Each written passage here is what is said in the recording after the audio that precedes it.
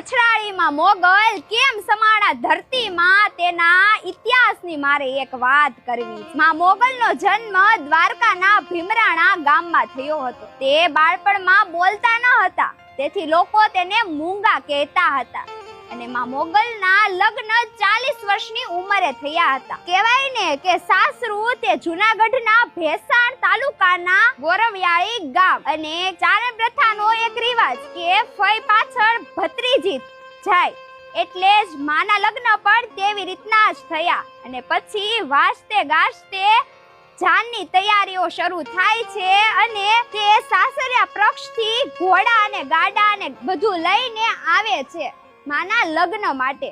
અને કન્યાદાનમાં માને 15 જેવી ગાયો અને ભેંસો, અને કહેવાય કે ચારણ પ્રથાનો એક રિવાજ કે દીકરીને કામમાં વધારે કષ્ટી ન પડે, તેથી બીજી દીકરીને તેમની